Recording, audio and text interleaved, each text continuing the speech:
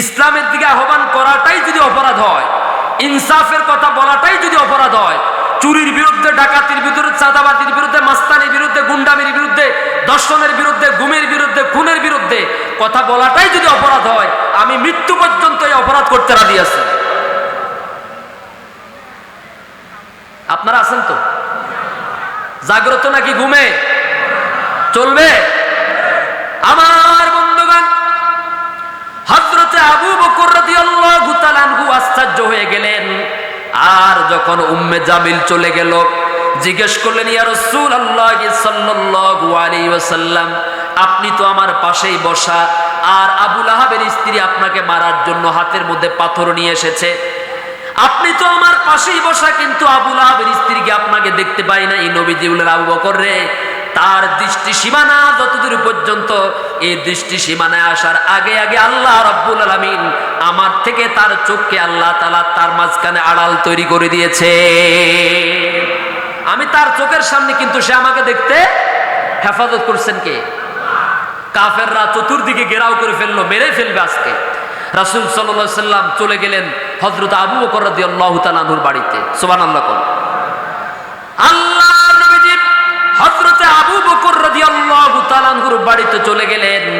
দরজার মধ্যে শুধু আঘাত করলেন, আবু বকর বলে শুধু একটা ডাক দিলেন। সঙ্গে সঙ্গে আবু বকর রাদিয়াল্লাহু তাআলা আনহু দরজাটা খুলে দিলেন। গভীর রজনীতে একটা মাত্র ডাক দেওয়ার সঙ্গে সঙ্গে যখন দরজা খুলে দিলেন, নবীজি প্রশ্ন করলেন, আবু বকর, এত রাত হয়ে গেল, তুমি কি ঘুমাও নাই রে আবু বকর? ও আবু বকর, একটা মাত্র ডাক দিলাম, একটা মাত্র আওয়াজ দিলাম, আর তুমি সঙ্গে সঙ্গে দরজাটা খুলে দিলা, তুমি কি ঘুমাও নাই? হযরত আবু বকর রাদিয়াল্লাহু তাআলা বলছেন, হুজুর, আজ থেকে প্রায় 6 মাস পূর্বে আপনি আমাকে হিজরত করার জন্য আবার দিয়েছেন যে আবু বকর, হয়তো তুমি আমার সাথে হিজরতের সঙ্গী হতে পারো। ও আবু বকর, এই ইসলামের দাওয়াত দেওয়ার কারণে যদি আমি মক্কা থেকে মদিনায় হিজরত করি রে আবু বকর, আর এই হিজরত যদি আমাকে করা লাগে, ওই হিজরতের মুহূর্তে আমার সাথে হয়তো বা আল্লাহ রাব্বুল আলামিন তোমাকে সঙ্গী হিসাবে, সাথী হিসাবে কবুল করতে পারে। হে আল্লাহ রাসূল, সেই দিন থেকে শুরু করে আমি আবু বকর আজ 6 মাস পর্যন্ত রাতের বেলা ঘুমাই না, দরজার সাথে দাঁড়িয়ে দাঁড়িয়ে পিঠ লাগিয়ে ঘুমায়, যাতে করে আল্লাহর নবীজি না জানি কোন সময় এসে আমাকে আবু বকর বলে ডাকাডাকি করেন। আর আমি আবু বকর যদি বিছানার মধ্যে আরামে ঘুমাই থাকি, তাহলে নবীজির সাথে বেয়াদবি হয়ে যাবে। সেজন্য আমি আবু বকর দরজার সাথে পিঠ লাগিয়ে দাঁড়িয়ে দাঁড়িয়ে ঘুমাতাম, যাতে করে নবীজি আমাকে একটা ডাক দেওয়ার সঙ্গে সঙ্গে আমি নবীজির জন্য দরজাটা খুলে দিতে পারি। আরো জোরে কোন সুবহানাল্লাহ।